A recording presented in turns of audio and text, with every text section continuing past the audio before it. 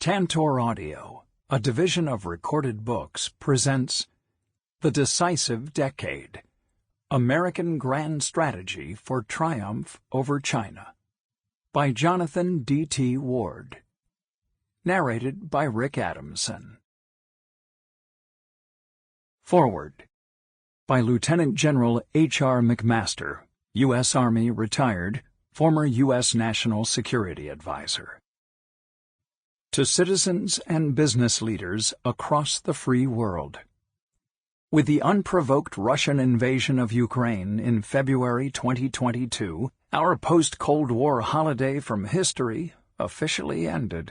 The brutalization of Ukraine at the hands of a revanchist Kremlin and its military, enabled by the moral, diplomatic, financial, and propaganda support of the People's Republic of China, revealed to all that we are in an era of geostrategic competition with ruthless authoritarian powers. Just prior to the Beijing Olympics, dictators Vladimir Putin and Xi Jinping professed no limits to their friendship as they declared a shift in the balance of power in the world toward their authoritarian regimes and away from the United States and the free world. Dr. Jonathan Ward's new book, The Decisive Decade, defines the U.S.-China global competition as a strategic contest that will be won or lost based on economic power. Before Russia's renewed assault on Ukraine, the global pandemic intensified the competition with the Chinese Communist Party, or CCP. The CCP's actions during the pandemic should have removed any lingering doubts concerning its leaders' intention to extend and tighten their exclusive grip on power internally and achieve national rejuvenation at the expense of other nations. As Jonathan Ward pointed out in his previous book, China's Vision of Victory, the CCP is pursuing strategies designed to maintain control and gain economic and strategic advantage. These strategies have names like Civil-Military Fusion, Made in China 2025, and the Belt and Road Initiative. The goals are to establish Chinese hegemony, create exclusionary areas of primacy across the Indo-Pacific region, achieve preponderant advantage in advanced manufacturing and the emerging data-driven global economy, dominate global logistics and communications infrastructure, and rewrite the rules of international trade and political discourse. In the sections that follow in The Decisive Decade, Ward makes a strong case for stopping actions that enable the economic ascendancy of our primary adversary. Ward demonstrates that governments and businesses have underappreciated that geostrategic risk associated with the Chinese Communist Party. Across all those strategies, the CCP employs what we might call the 3 C's, a combination of co-option, coercion, and concealment. China co-ops countries, international corporations, and elites through false promises of impending liberalization, insincere pledges to work on global issues, and especially the lure of short-term profits and access to the Chinese market, investments, and loans. Co-option includes debt traps set for corrupt or weak governments. It makes countries and corporations dependent and vulnerable to coercion. The party coerces others to turn a blind eye to its most egregious human rights abuses and to support its foreign policy. And it applies co-option and coercion to subvert international organizations. The party's success depends on concealing its intentions and portraying its most egregious actions as normal practice. Free trade Xi Jinping signs a draft comprehensive agreement on investment with Europe while shutting down market share for retailers who object to slave labor. Environmentalist Xi Jinping promises carbon neutrality by 2060, while China finances and builds scores of coal-fired power plants internationally. Human rights Xi Jinping gives speeches on rule of law, while he interns millions in concentration camps, extends the party's repressive arm into Hong Kong, imprisons journalists and freedom activists, and holds hostages. Compassionate Xi Jinping speaks of a community of common destiny and of peace, concord, and harmony, and asserts that the Chinese nation does not carry aggressive or hegemonic traits in its genes. While his government subverts international organizations, his army bludgeons Indian soldiers to death on the Himalayan frontier, his cyber forces continue massive campaigns of espionage, his Air Force menaces Taiwan, South Korea, and Japan, and his Navy, Coast Guard, and maritime militias exert ownership over the South China Sea. Russia's brutal assault on Ukraine and CCP aggression expose the importance of factoring geopolitical risk into business and financial decision-making. The case of Germany's dependence on Russia for oil and gas revealed the folly of relying on hostile authoritarian regimes' critical supply chains, as well as the high cost of ignoring warning signs. Germany failed to learn from Russia's use of energy to coerce Ukraine, Belarus, Armenia, Tajikistan, and Kyrgyzstan. Chairman Xi Jinping had used economic coercion against South Korea, Sweden, Australia, Lithuania, and many other nations, while pursuing a dual-circulation economy that depends little on overseas markets, finance, and technology, while deepening dependence of other nations on Chinese manufacturing and upstream components and materials. Companies must also recognize the reputational risk associated with investing or doing business with a police state that is victimizing its own people and forces its companies to act as arms of the government. China's genocidal campaign against the Uyghur population, for example, should be a human rights and environmental, social, and governance ESG issue in boardrooms. The decisive decade will be of particular value to business and financial leaders because they will understand better their role in the most consequential competition of the coming century. American business played a vital role in the world-changing conflicts of the past century. From the role of American manufacturing power and industrial might in defeating Nazi Germany and Imperial Japan in World War II, to the victory over Soviet communism in the Cold War, economic security proved essential to national security. Ward tells stories about the vital roles that companies and business executives played in those competitions, as well as the sad tales of companies that took an unmanageable risk in China or compromised their values as they enabled a hostile government's effort to gain preponderant power. As China surpassed the United States as the top destination for new foreign direct investment in 2021, one could imagine CCP leaders evoking the quotation erroneously attributed to Vladimir Lenin, "The capitalists will sell us the rope with which we will hang them." Except it is worse. The free world is financing the CCP's purchase of the rope. Nations and corporations should take something like a Hippocratic oath for doing business in or investing in China. In particular, free world political, corporate, and financial leaders should vow to cause no harm or hurt in 3 ways. 1. Do not transfer sensitive technology that gives the CCP military advantage or unfair economic advantage. 2. Do not help the CCP stifle human freedom and perfect its police state. 3.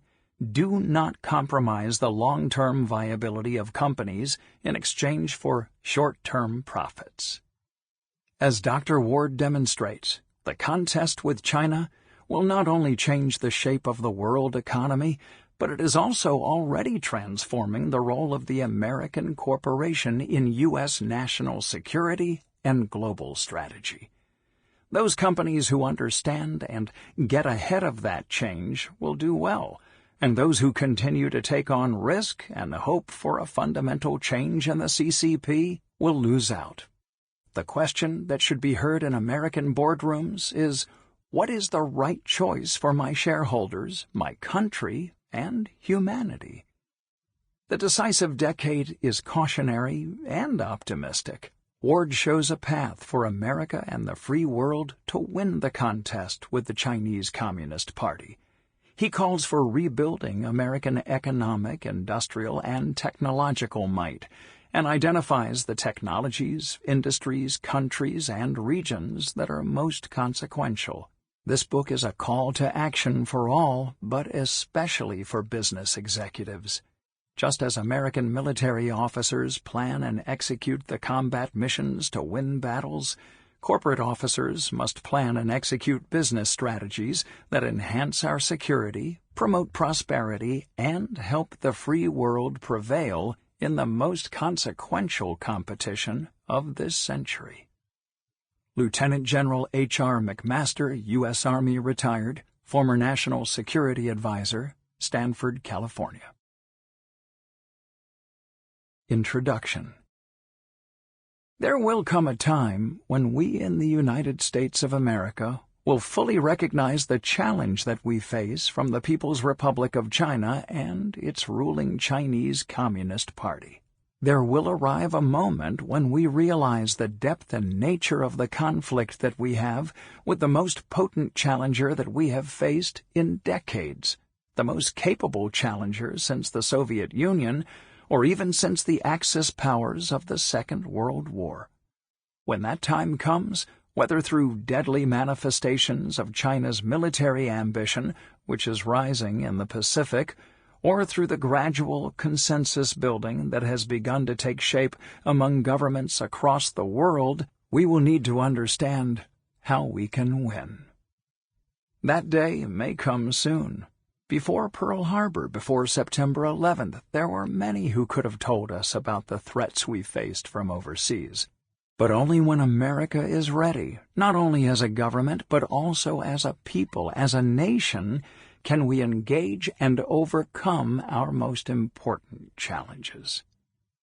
Let us imagine for a moment that we have reached that point, the point where it is clear that we face monumental dangers in our country and around the world.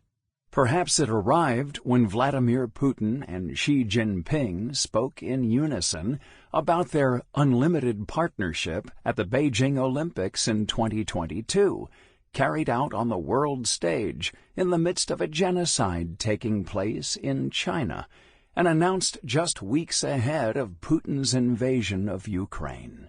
Perhaps it arrived with the Chinese Communist Party's military antagonism by sea, air, and land against its neighbors in Asia from India to Japan to Taiwan, or the threats of possible nuclear attacks in the future against our ally Australia.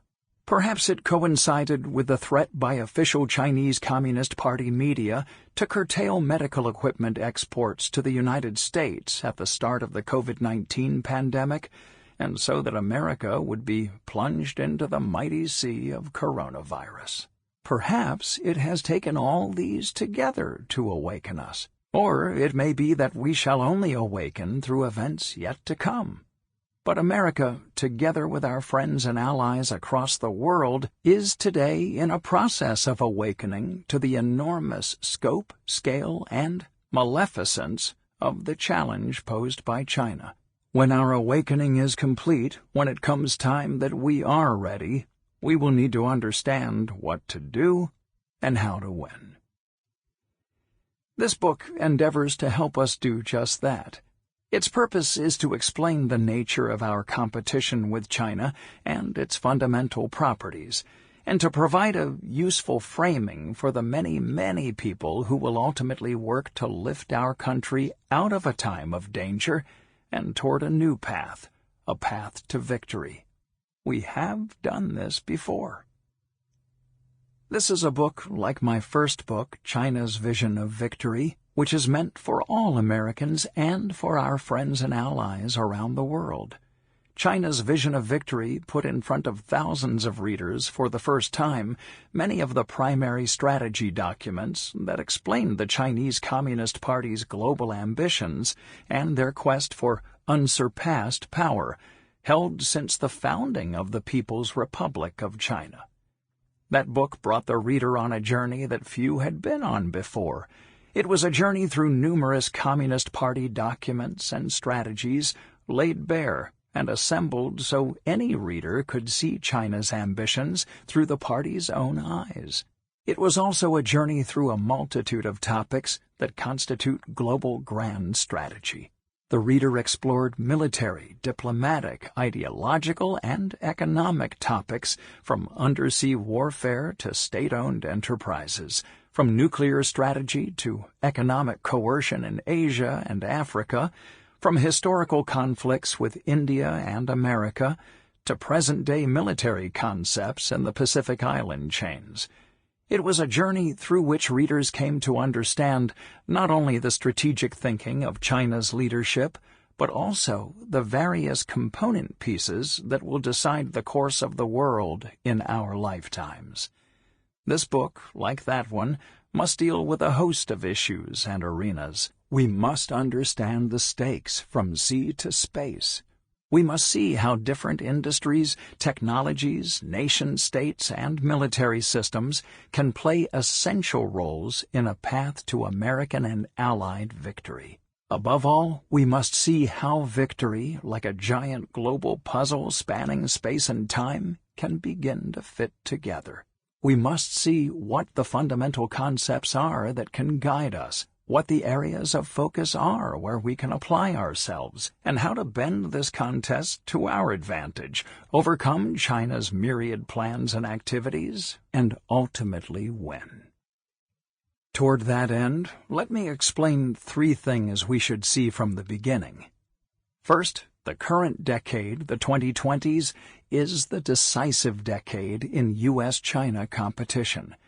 If we are able to organize and execute a successful American grand strategy now, then we can begin to manage our long-term challenge from China and reshape the world in such a way that China and its supporters never reach their ambitions. If we fail, however, to manage this decade, then we are unlikely to have a second chance to preserve American leadership and to fully prevent Beijing from achieving many of its goals. This contest will shape the 21st century, and we must use the time we have left in this decade to set the course for an American ascendancy that will last for the remainder of the century. In the longer term, we must work with our friends and allies to create a second great divergence in history. The first great divergence, beginning in the 1800s, was one between industrial and non-industrial societies that shaped the course of history and the power structure of the world. A second great divergence must be a divergence between the world's democracies and the world's dictatorships, wherein the world's free countries head off the challenge posed by Beijing and its supporters. To shape the century ahead, America must make monumental changes in strategy during the 2020s and sustain them well beyond this decade. When Americans think and strategize not with short-term time frames but toward 2030 and beyond, we will gain a powerful advantage. This is true for business, national security, and our national politics, all essential elements in our contest with China. Second, we will ultimately win or lose this contest through economic power. Our private companies are therefore essential. China's role in the world economy, its status as a responsible trading partner, is already under consistent review from the United States government across both Republican and Democratic administrations. However, America must go further in order to tilt the economic balance of power permanently in our favor and ensure that the 21st century world economy does not rely on and is not dominated by our primary strategic adversary. Without the support and engagement of our business leaders, finance leaders, and major companies, We won't have a chance in our long-term contest with Beijing. Bringing American business to the right side of history, as has been done in the past, will be necessary. Our companies cannot assist our adversaries' economic ascendancy any further. Today, our businesses exist in a state of conflict with the U.S. national interest, transferring technology and injecting capital into our primary antagonist in ways that will ultimately harm both themselves and their country. The scandals and embarrassments of what American companies must do to accommodate China, its human rights abuses, and its totalitarian political system are now the stuff of daily news. This must change. Our business leaders must understand that they are vital to American victory in the economic contest with Beijing. American economic power has arguably been the deciding element of the major contests of the past 100 years. In the decade before Japan attacked the U.S. Navy at Pearl Harbor, America had up to 10 times the industrial power of the Japanese Empire. Robert D. Kaplan describes his father, a veteran of the Second World War, recalling the moment when he knew America would win. At a rail junction near Cairo, Illinois, the sun was setting in rich colors over the prairie. Other trains were then converging from several tracks onto a single line that would take the troops to points along the East Coast, where ships to Europe awaited. Across a wider arc, the only thing he saw were trains and more trains, with soldiers looking out through every window as each train curved toward the others against a flat and limitless landscape lit red by the sun. Just looking at that scene, that's the moment when I knew we were going to win the war, he said to me. This expression of raw industrial and logistical power applied to a century-defining war demonstrates the awakening of the sleeping giant by Japan and Germany. But today, it is perhaps far easier to imagine such a scene taking shape in China, which is now the top ship-producing nation in the world by tonnage, and which fields the world's largest navy in quantity. China, with its dominance of rail, maritime, steel, and heavy industry, is now responsible for nearly 30% of the world's manufacturing power. It is China, not America, whose troop trains, ports, and industrial potential would likely define a global conflict. China's leaders understand the use of economic might for strategic ends. Do we? A lack of clear strategic economic thinking has plagued American policy-making in the past, but it has never been more vital than it is now with the contest at hand. As former U.S. Secretary of Defense Robert Gates explains, National Security Advisors Henry Kissinger, Brent Scowcroft, and Zbigniew Brzezinski were world-class geostrategists, but even they didn't write or think about the different forms of power, and none of them paid much attention to economic and financial tools. The advantages of being a capitalist country in competition with a socialist system during the Cold War caused our premier strategic thinkers, like heirs and heiresses to immense fortunes, to take economic power and economic supremacy for granted, as they applied the overwhelming resources of the United States of America to our most pressing strategic problems. The most important change in the world today is that we no longer hold a position of uncontested economic supremacy, and if we fail to act, it may in fact be our adversary that holds this position over us. To win this contest, we must fundamentally transform the world so that America and our allies secure and hold an indomitable share of global economic might. Doing so requires a two-pronged strategy of economic containment toward China, alongside the revitalization and evolution of American industrial and technological power. We must work to secure North America as the superior center of economic gravity vis-à-vis China, and integrate our alliances into a free world economic community. Third, we must also understand the fundamentals, the ambitions of the adversary, and the nature of this competition. At the root of victory is grand strategy.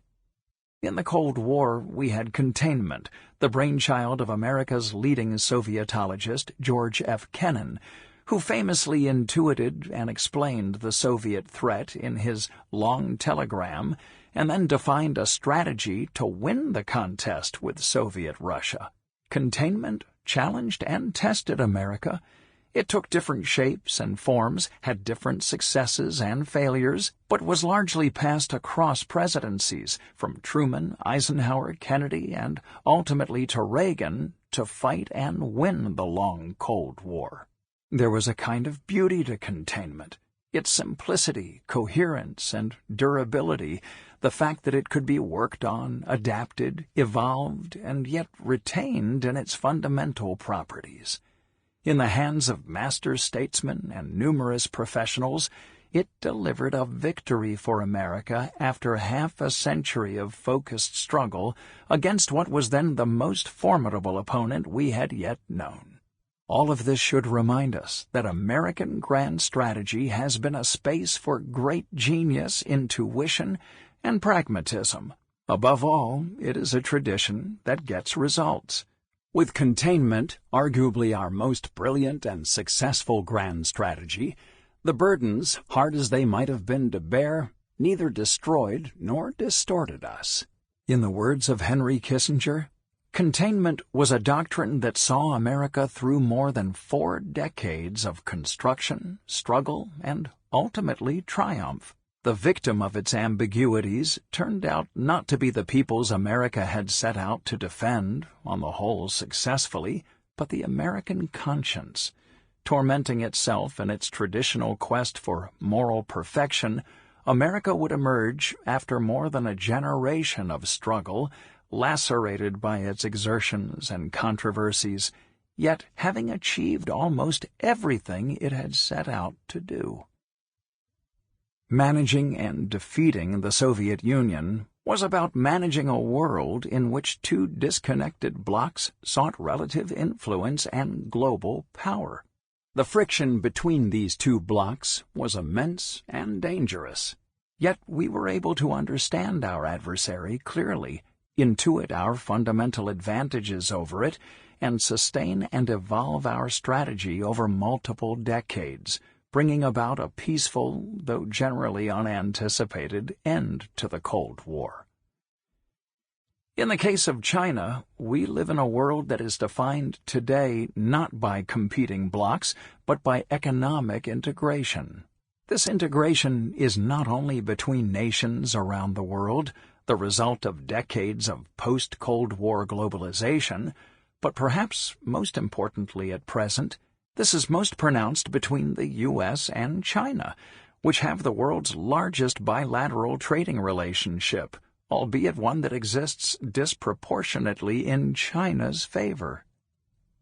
America's choice to engage China economically, bringing it into the global trading system, making it party to the world's most important economic and political institutions, from the World Bank to the World Trade Organization, and integrating our economies in every possible manner, rather than choosing to contain China or place conditions on economic engagement in the post-Cold War era, is the source of our troubles today.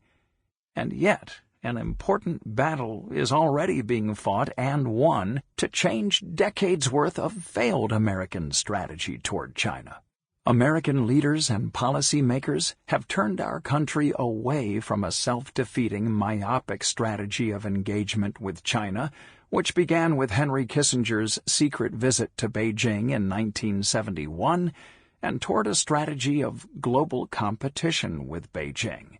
This change from engagement to competition represents what former National Security Advisor H.R. McMaster has called the most significant shift in U.S. foreign policy since the end of the Cold War.